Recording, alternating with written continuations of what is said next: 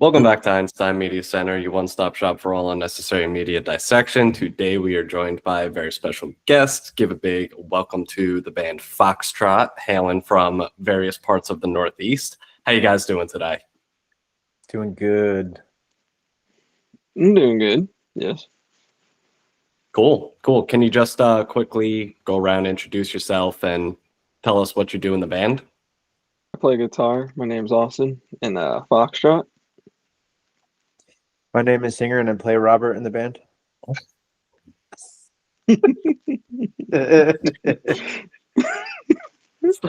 That got me.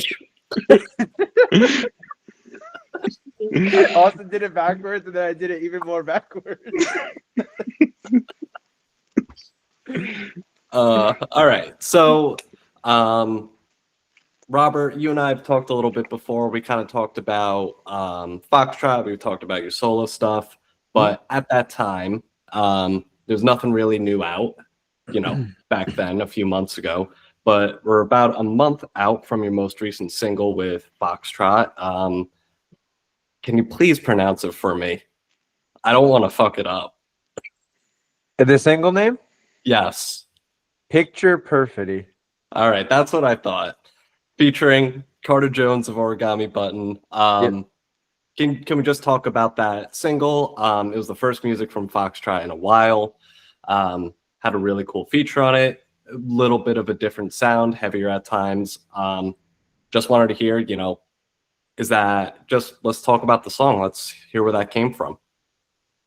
Well, I'm gonna pass that to Austin because he was the mastermind behind the concept of that song starting. As far as like making that song, I remember it was kind of like juggling between one other song with Carter Jones, and I remember sending it to the guys, and I had asked them, which one would they prefer, and Robert had mentioned that if we ever do a feature, he's like, I want to go balls to the walls with a feature. I was like, okay.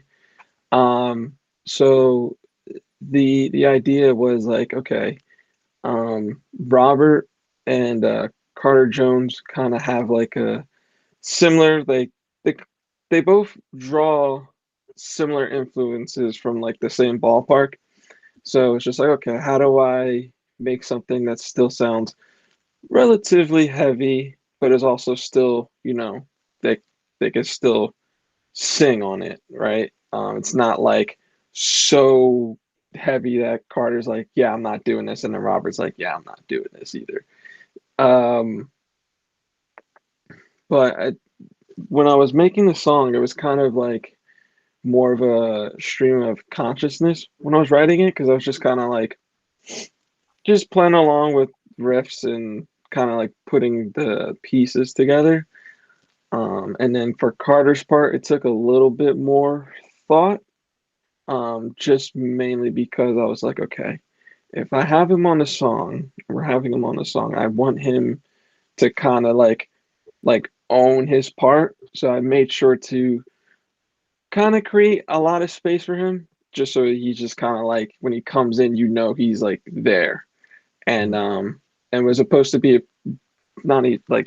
it's supposed to be a pretty big feature for us because it's one of our first features, I think, if I was trying. I'm pretty sure. Yeah.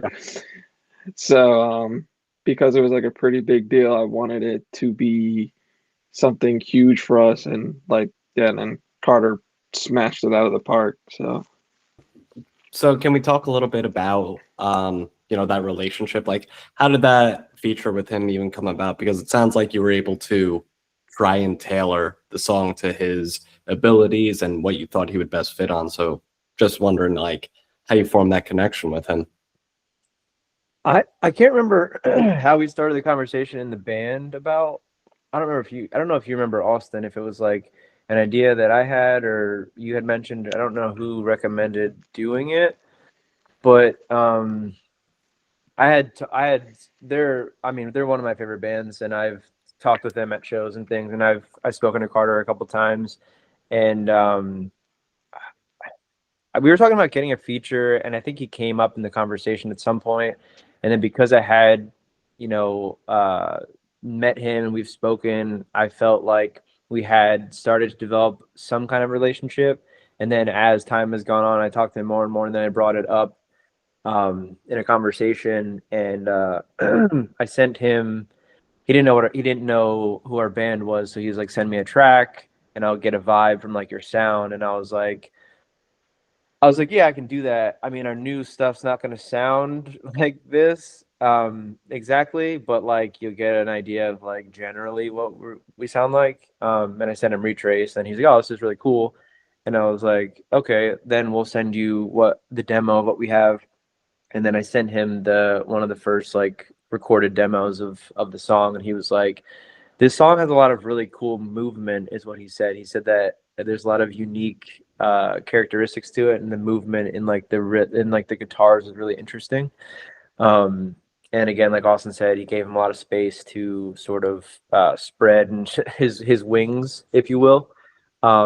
And I just think like one thing that I like to do with we've never done a feature before, but I've done a feature in my solo project. And one thing that I had gotten advice from a friend of ours um, was if you do a feature, try to get someone that you can build a relationship with or build a relationship with them and then do a feature, because it's just you're going to have a better experience. Like, I don't really like the like pay for someone you don't know at all. And then like, unless it's like, I guess someone who's like a big deal, but there's like this disconnect of like, unless they're super involved. Like Carter was really involved in the process because he produced the song as well. So we recorded a demo of it at the studio that we record all our stuff at, but then he mixed and mastered it, and like every step of the way, like when I started doing demo vocal ideas before we recorded anything, I would like he like would text me at like really weird hours of the night because he lives out in Chicago area or somewhere over there, and he's a sound engineer for live music as like his full-time gig. So I guess he works really late and then gets out or whatever. So he would text me really late at night or text me back really late at night. And one night he was like, "Yeah, you could just send me like." I was like, "I can't." I was like, "I don't have a good way to send you vocals from my house. Can I just like send them to you on my phone?" He was like, "Yeah." So I was like, the first demo of the song has like phone recorded vocals on it, and I was like genuinely curious. I was like, "Do you like this? Do you think this fits? Does this work?" He was like, "Yeah, this is awesome." So like that was because I wanted his feedback. Like genuinely, I'm a fan, and I like what he does, and I want some of his like critiques and like opinions because I do respect him as like a producer, but also as like a vocalist as well. So he was very integrated in the process of making the song and collaborating on being featured and the mixes. So it was very, very collaborative. I didn't realize he had also did the mixing and mastering on that. Was that just like, um, something that he was like, I'd be interested in doing this, or is it something you had asked about as well with the feature? So I had asked. So we don't have a guy. We had a guy. Well, not the greatest of communication. He'll remain nameless. But didn't work out after the first EP, whatever. So we were kind of looking for someone, and because we were thinking about getting this feature, I was like, maybe he could mix the song too, because I know he mixes his own band stuff, and I know our music is different, but he's on the song, and like maybe there's some crossover and like whatever. And then we're experimenting with a new sound, so like it's like this whole everything's very new. So we were like, I don't know, maybe this could be cool. And I asked him because I was like, can you do the record? Any? Can you do a song? Like what's possible? And he was like, yeah, like I could do, if I have time, I could do whatever. And I was like, oh, cool, okay. So that's how that conversation kind of started. You say you're experimenting with sound. I have my own like ideas in my head what that new sound is like. I felt like there was a lot heavier bits to it. You still like on the back end of the song had I feel like it's a classic Foxtrot trope of like a little bit of a funky R&B kind of thing going on at the end. So in you guys wrote the song. In your heads, what is this new sound that you feel that you put out on this song? So when I had joined the band and we had put the EP together and stuff, a lot of the stuff was sort of written out. And then I had to kind of like rewrite most of the things. So a lot of my like ideas on the EP is just like wasn't really fully mine, but I had to kind of like re-envision what was already there just so it clicked with everyone. Versus this one, this is just pretty much like all of my ideas fully, instead of me trying to revise someone else's ideas and parts. And also, this is the first time that our band is like really writing with me as the vocalist in mind. So like that was also a thing that we talked about, and Austin's like been very adamant and vocal about, which has been really interesting and a different experience than I've ever had, because I think in the past we just kind of wrote stuff and I just kind of like just, yeah, sure, I like this, cool, we'll do that. And there was stuff that works, there's stuff that was like kind of weird that we had to change, like, and at least this way it's a little more streamlined. But I don't want you to think that we're just writing things that, so basically I'll put it this way: he's writing to my strengths, definitely, but like we're also experimenting with like other things that I'm doing vocally that I've never done or that no one's ever heard. So I think there's an aspect to like it's more cohesive, but it's also going to branch out and splinter into another realm of weirdness and experimentation that we haven't really done. And then, so with that, whether Robert, for you, like anything specifically vocally that you're doing, or Austin, anything specific in the writing, like, is there anything new that you did on this new song that you find particularly interesting or inspiring, or that you were just really excited to put out into the world? I think for this song, and it just kind of happened by accident, but I thought it was pretty cool. I was able to fit in a little gent section. I don't know. I was kind of proud of myself on that. It just kind of happened, and I was just like, "Oh, this is cool." I'm glad I was able to like put it in there, and it works. Like it's not like I threw it in there and it like throws a monkey wrench into the whole operation. But for me personally, that was like kind of one of my favorite moments. Kind of fleshing out the song and stuff. What's funny about that gen section too is like I didn't know what to do over that. Like I was like I don't really know. And then Jared was like, I have an idea. And then I just kind of let him run with it. And it was funny because he sent me like the lyrics and I was like, I don't know. And then he performed it like in the studio, like tracking it. And I was like, I have no notes. Like just tip my hat. Like it was cool. And I think, like I said, it's a lot of new territory. And we were able to kind of like with Retrace, but kind of like with this song too, like I feel like we were able to do a lot of different things in one song, but for it to not feel like a jumbled mess. Like I feel like it has a flow and the transitions work. So like I never want to just do a bunch of shit. Like it's always gonna be, does this suit the song? Does this have a good flow? Can you follow it? And I feel like we were able to pull it off. So it was cool. Like you said, we did a gent section, which is really weird and unexpected. And I personally have such a love-hate for gent. Like I feel like gent currently has nowhere to go. And it's like, I'm going to say this, I really haven't liked Volumes for a while. I never was a huge fan, but I feel like they're just riding the like, dun, dun, dun, dun, dun, dun, like, I'm like, guys, you gotta give me, and like they'll do like a pop song, okay, cool, that's like different. But anytime they do like a gent thing, I feel like it doesn't go anywhere new, and I'm like, is this genre cooked? So like when we were doing it in our song, I was like, It's different, and it's also like for my how much I hate gent. Like if it was like a gent riff, where I was like, no, we're not doing that thing. It felt different enough where I was like, okay, cool. This has like an interesting rhythmic pattern to it that I feel like is not beaten to death.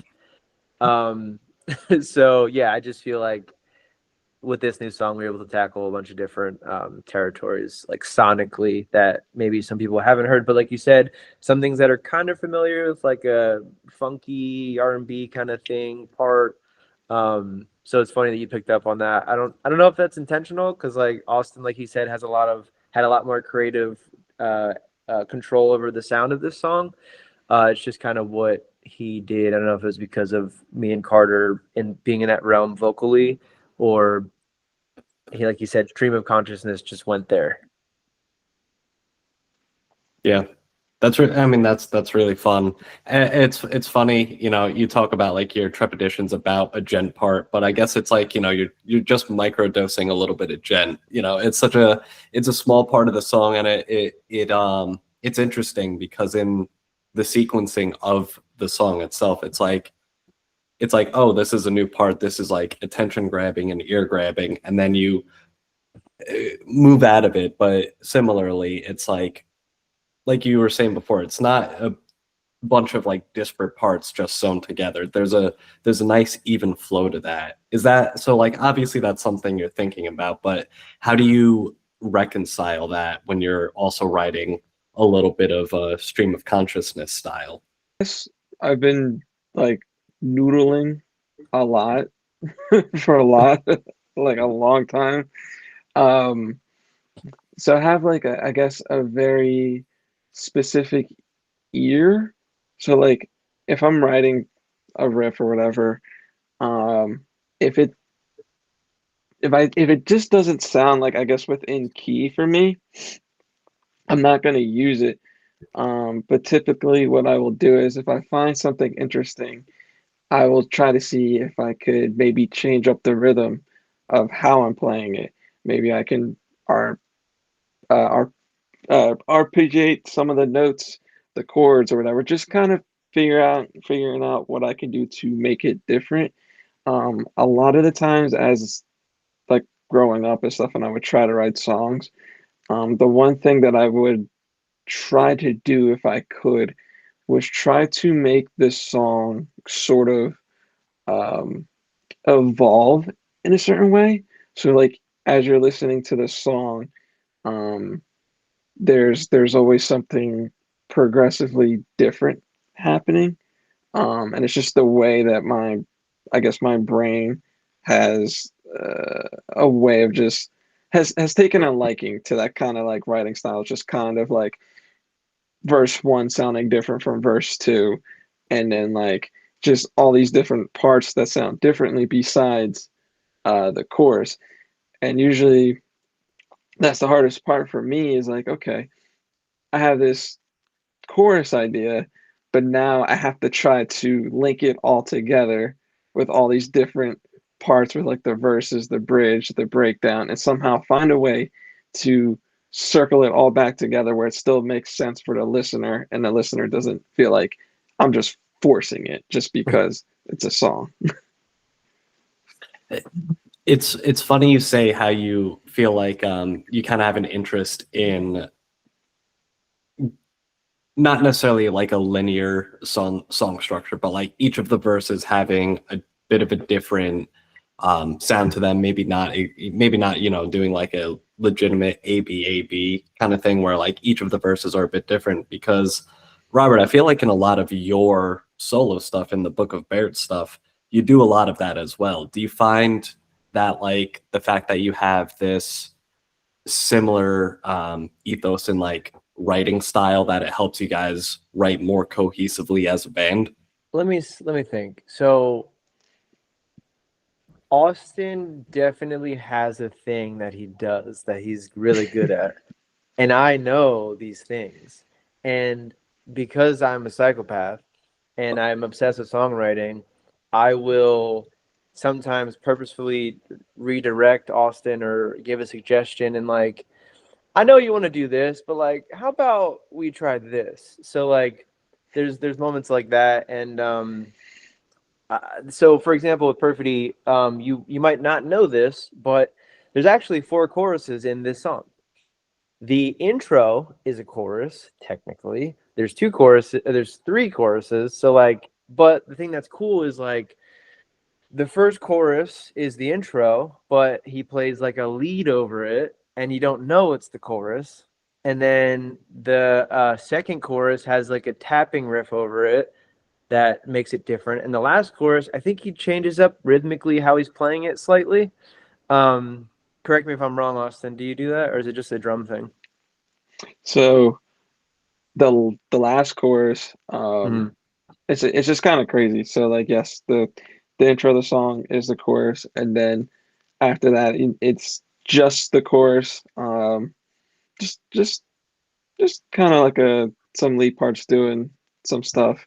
Then after that, it is the tapping along with Carter in the background, kind of giving hints that he's about to come in.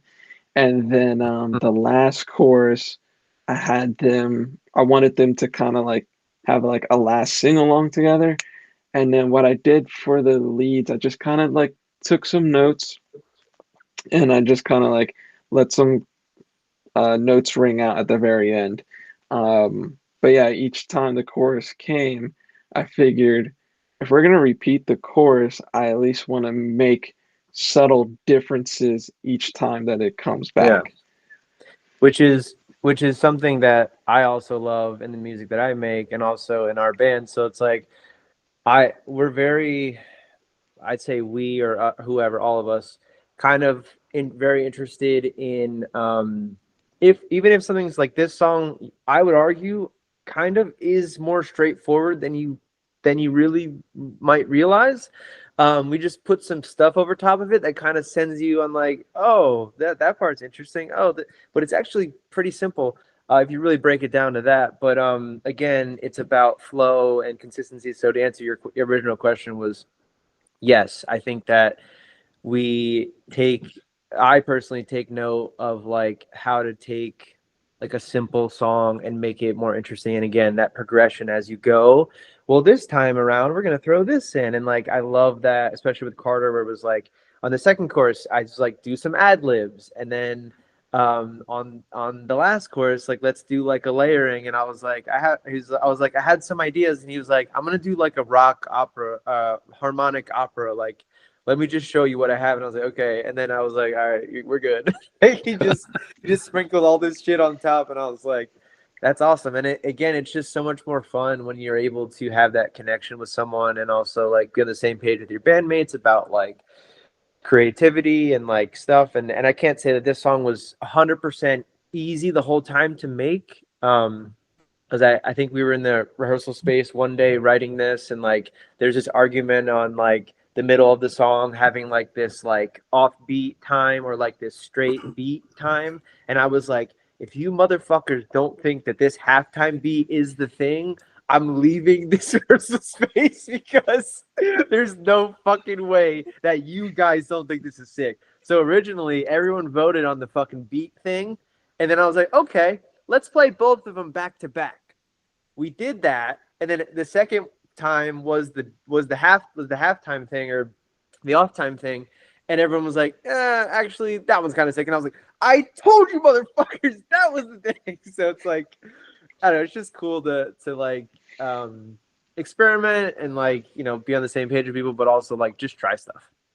I don't know if you guys do anything like this, but like when you're writing songs like that and you're trying it out, like have you ever tested something out live, like in front of a crowd playing a show where it's like you've been playing a show, it's not on wax yet, and you're trying to like figure out what it's going to be like when you record it? Do you ever, beta test it, so to speak, or certain parts of it, like we're going to play it this type of way in front of a crowd on this night, and maybe a few weeks later a different way? Our whole first EP was that. Yeah, we did that for a whole first EP because those songs did not come out for a long time and they were written for a long time. And then when we got in the studio, they changed again. So with Perfidy, Austin, I don't think we played that until we recorded it like officially, right? Yeah, no, I don't think we ever there was some discussions on like, let's just play what we have now. And I was just like, I don't want to do that. I don't want to do that. It's crazy. Hey, here's this half of the song we got, It's not finished. Yeah, Just it wasn't ready. Like it I don't think it needs to be fully cooked to play, but I think you have to have the whole song written, at least even if it's like the baby version of it, like everything has to be written. Um but yeah, we weren't there with that song, and that song, I'd say it's simple, but then like in the middle of the song there's like a BPM change, and it's like in the in-ears it's like it was like hard to like line up, and even Carter was like, fuck, wait, I gotta fuck with this because it's not right yet. It was like it wasn't lining up right for a while, and then we finally nailed it, and we're like, okay, we think that's it. We've talked for a long time about one song, which I love, but so this song has come out. I don't know what you can or can't say, but like, is this part of maybe a grouping of songs that will come out in the future? Big things coming, as they say. I will say it's TBD if this is going to be a part of something. We would all like it to be part of something. There is other stuff that we're working on, but there's nothing like fully solidified yet. We're throwing some ideas around, but we would love for this to be a part of a bigger thing that we have coming. So TBD to your question. Cool. So then, the next thing I wanted to talk about, I think the song, obviously, very big deal for you guys. But the other big thing that happened this year was Foxfest. So I would love to just hear a little bit more about what that was and how that all came about.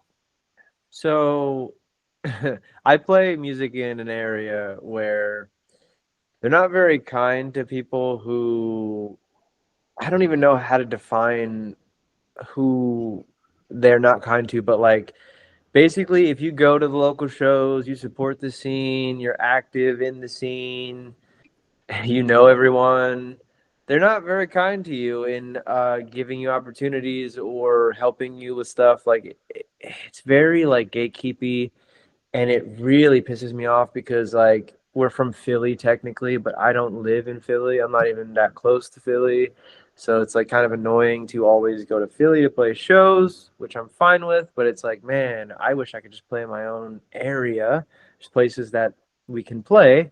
So coming off that kind of vibe, but also like just kind of not really feeling like I'm a musician in a lot of ways, because like I started really late doing this. So I don't I have a different perspective, I think, on what music is or what being in a band is or who I am. Like I just like music, and a lot of my friends in the scene, I was just a fan, and I became friends with a lot of them. So I had this idea that it would be cool to do like some kind of event, and there's a group chat that tried to do this, but like a monumental version of this, and I was like, guys, like that was a terrible idea. Who thought that was going to work? You got to start here, and then if it goes well, then you can go here, and like you got to like grow it.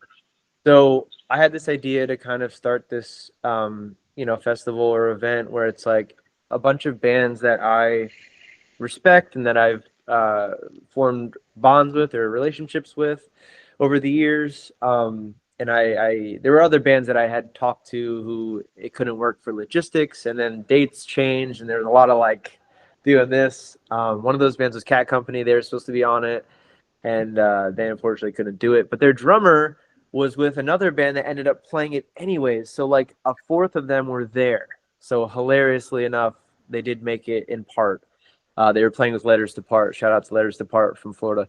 But yeah, so the idea just came from like that, just having a desire to be surrounded by people that I respect, that I have a connection with. And it was just like a friend, like Properties of Nature and Lucius They put out one of my favorite EPs of all time, and it was a collab EP, which is even more interesting. And they played songs from that for the first time ever at Foxfest, which is so cool. And I'm good friends with them. Josh Lilly, their singer of Property, stayed at my house. Like it was just such a great experience. It's very stressful, and I was very unhappy for many months planning that. But in the end, it was a great time, and everyone had a lot of fun. And that's what I think this whole thing should be about. Like playing music with people you respect and admire, and just having a good time. I'm just so interested in like the logistics of this and how this works. So like soup to nuts, can we talk a little bit about how like you even go about putting on something like this? So I've booked all of our shows for our band since like the beginning. So I've gotten experience just doing that, which has been hell on earth.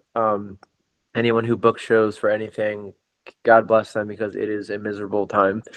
Um, that's just pure honesty. It's not even me trying to self-deprecate. It's just hard to get responses. It's hard for people to give a shit. It's just everything about it is very difficult. And I'm big on networking and again developing relationships and meeting other people and bands and just connecting. And so I wanted to do it in Philly because we're from there. Couldn't make that work in any of the venues that I reached out to, and then it moved to I think maybe Virginia was an option, and there was a venue that agreed to it, but then they were pricing things that were involved. They were trying to charge us like I don't know, $3,000 or $4,000 to rent the room. And I was like, oh my God, fuck. Okay. And then there's another venue in Jersey that was trying to charge like 2,500. And then this one, I think it was like 1,000, the one that we ended up doing it. So like a lot of it was like figuring out a venue, asking 9 bands, hey, can you do this date? And then not getting responses from them. And then, oh, I can't do that date. Gotta find another, like, oh my God. It's just like imagine putting a puzzle together, and then every time you put a piece in, 3 pieces just vanish. And you're just like, this puzzle is. But I'm the epitome of, if I believe in something, it will fucking happen, because I don't deserve to be here. Like I'm nobody. And I'm just thankful that I'm a part of a music scene and I can contribute in any way, because again, I'm just a fan. And I do this from a fan perspective. Really, everything I do is like from a fan perspective. Like one of my favorite guitarists is in this chat with us. So like I'm just a fan. So like that's just me. I don't know.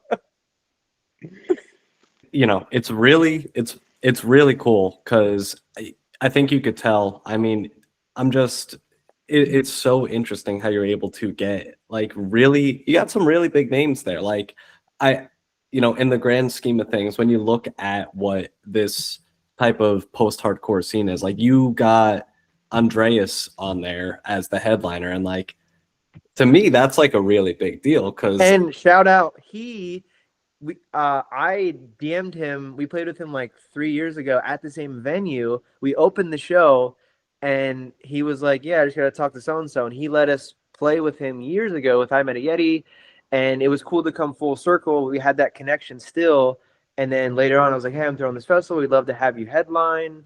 We'll take care of you financially." Like, and he was like, "Oh, I'm down, dude. Just like let me know what date." So like that was really cool that you mentioned Andre. I just want to throw that little tidbit in there. I I'm such a big Andreas fan. Even to the point that oh my god, it might have been before COVID, but when I was still living in New York, my now wife, I even convinced her to come to an Andreas show with me at Oh some yeah. fucking shithole in Brooklyn.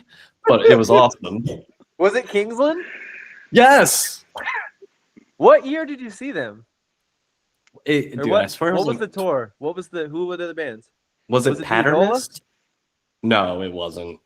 Oh, I missed that show. Yes, I know. Yes, I missed that one. Patternist. Yes.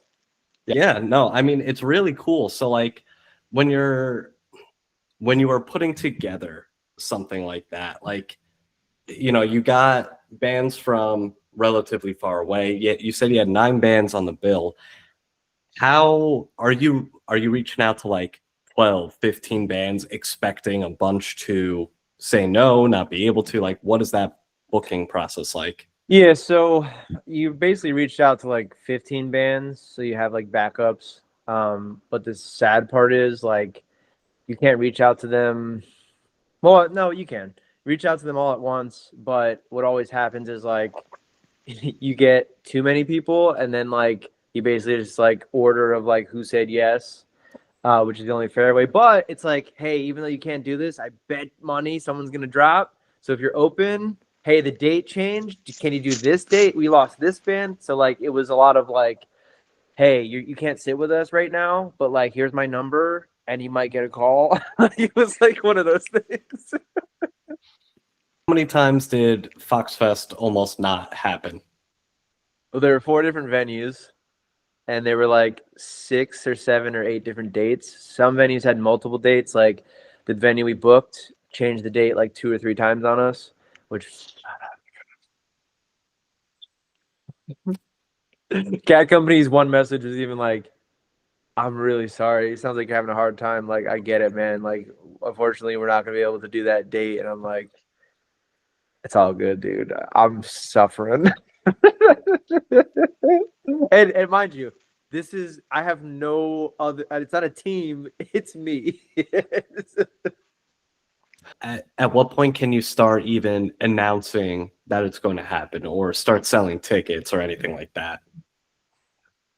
I literally didn't want to announce it until we were like 3 months out because I already had to change the flyer that we made a bunch of times, and it wasn't announced yet. And I was like, I fucking like Humble Abode was gonna be on it at one point. That didn't work out. So like, oh my god, it was such a fucking nightmare. But yeah, because like you then have a lineup and then you like make stuff for it.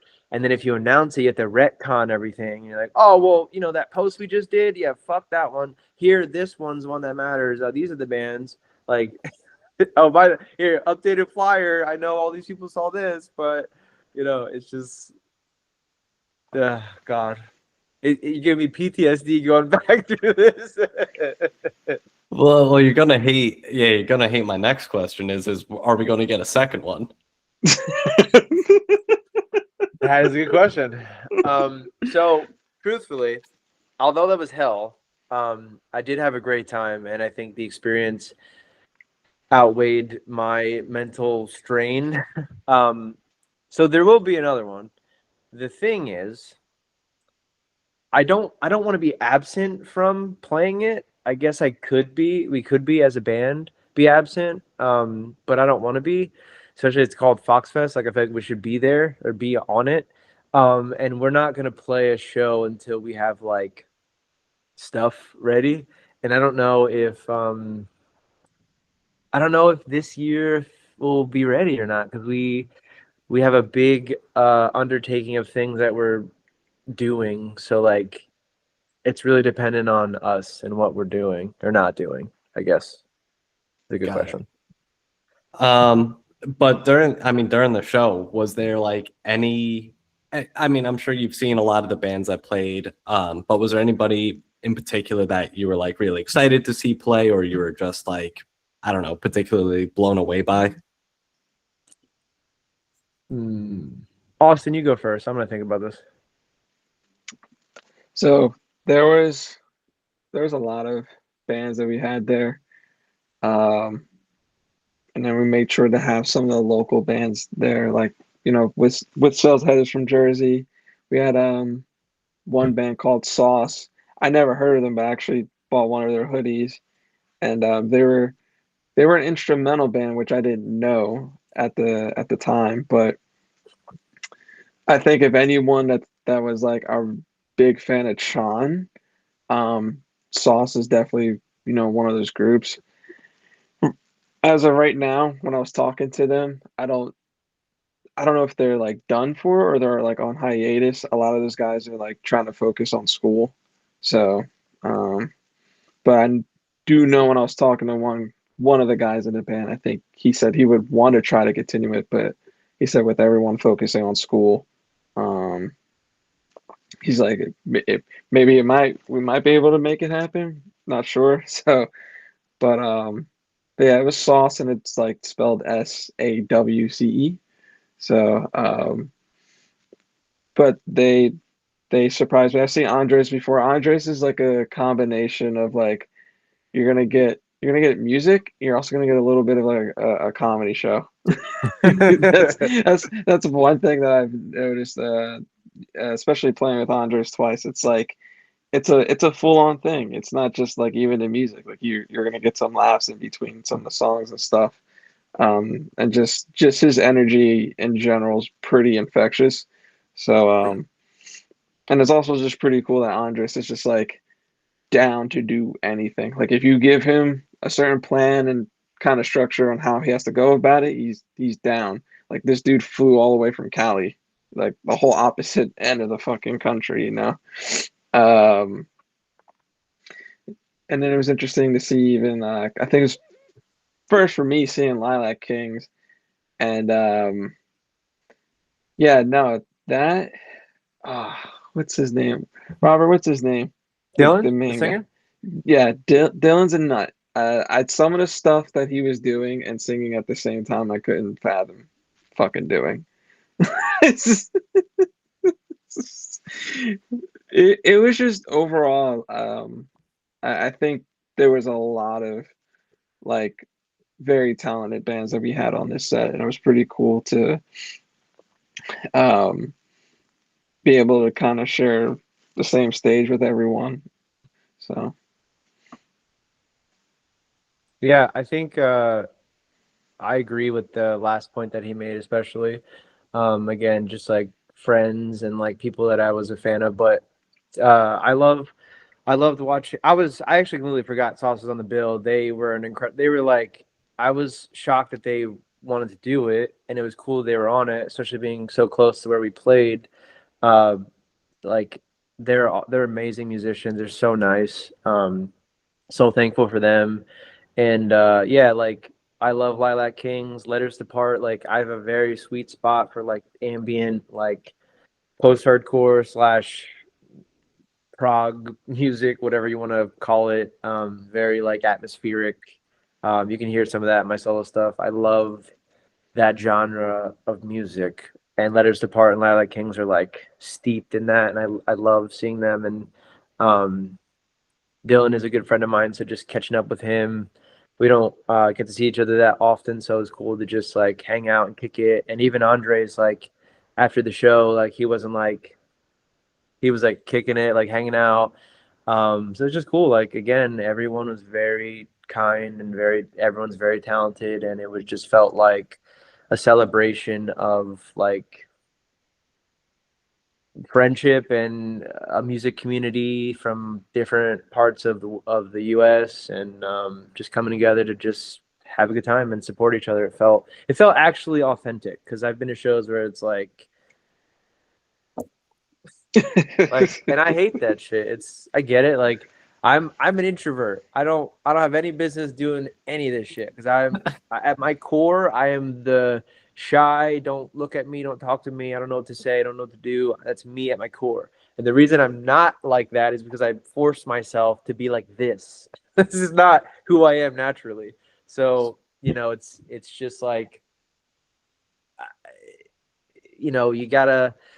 I always like people who try to push themselves into their and just push themselves in general because like I would have missed out on all of this if I didn't, feel a little awkward, feel a little uncomfortable. Like I'm here because I wanted to be here and I struggle every day, but I keep pushing myself because I really love being a part of this music scene or at least making music with my best friends and having other people hear what we think is cool at the very least. If God willing, there's a Fox Fest 2 in 2026. Is there, any particular bands you'd like to have on or any other genres of music maybe you'd like to see as a part of, represented on the bill? All right, I'll go first and then I'll have Austin go. I already know. I would love to have Origami Button on the bill. I would love to have Macari on the bill. I would love to have Cat Company on the bill. I would love to have Humble Abode on the bill.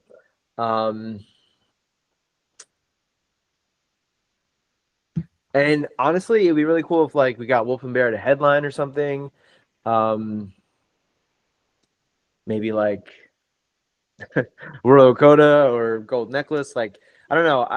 I like I love all those bands and again, like most of those bands I named, I have like a personal connection with specific members in the bands or whatever, and I'm just a fan of.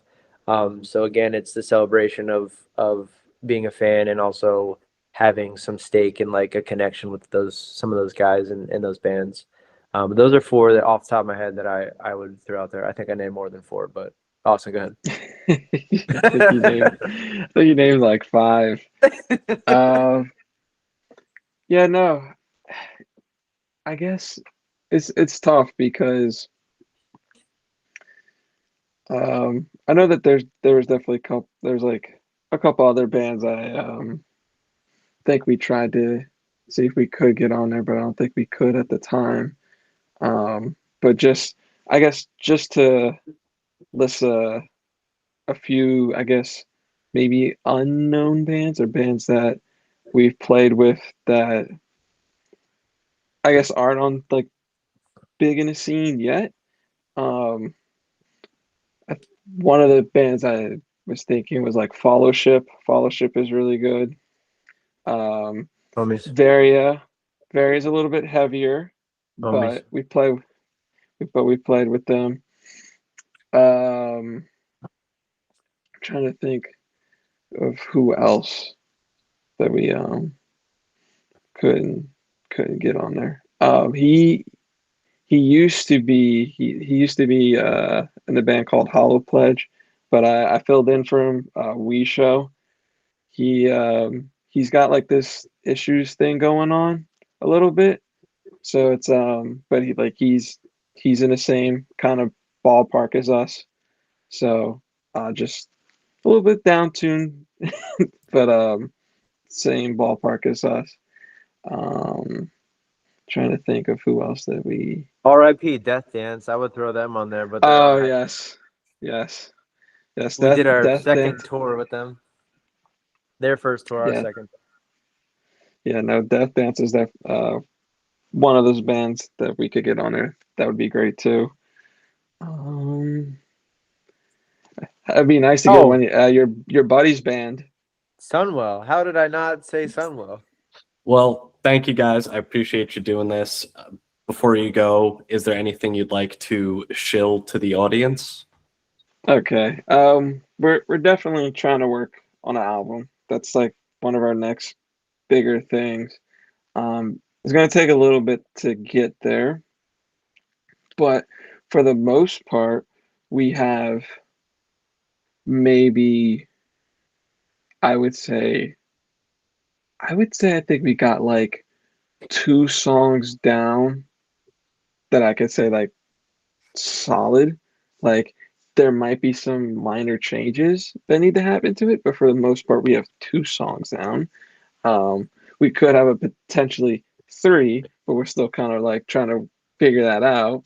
So, And but if yeah, anyone that's saw us at Fox Fest, we played both of those two new songs live. To answer your question from before about tweaking stuff and playing stuff, these songs have been tweaked and changed over the years. But like he said, they're close, and we did play them at Fox Fest. But sorry to cut you off, Austin. Go ahead. no, you're good, bro. But as of right now, that's just kind of like what our next thing is going to be. So we're sort of just kind of like in a writing process as of right now. And then yeah, that's literally going to be our quote unquote big things coming. You know? Gonna be our life for the next I don't know how long, but yeah, we're very deep in writing and experimenting right now. So it's been interesting, but yeah, that'll be like a lot of next year. Nice. So in the meantime, go stream Picture Perfidy. Yes, please. Like, please stream Picture Perfidy. People have been asking us about new music for a while, and this is all we have for right now. And I hope that holds people over for long enough, because it's gonna be a little bit before we have new stuff. So, Oh, hell yeah. Well, thank you guys. I appreciate you guys coming on. thank you for having us. Cool. Appreciate it. Can you put some riffs in these fucking songs, like somewhere? Like, there's just never riffs. I'm listening and I'm like, this part, where's the riff? Where's the lead guitar? Oh, a synth again? Oh, another synth? Where the fuck are the riffs? No volumes at Foxfest 2 is all I'm hearing.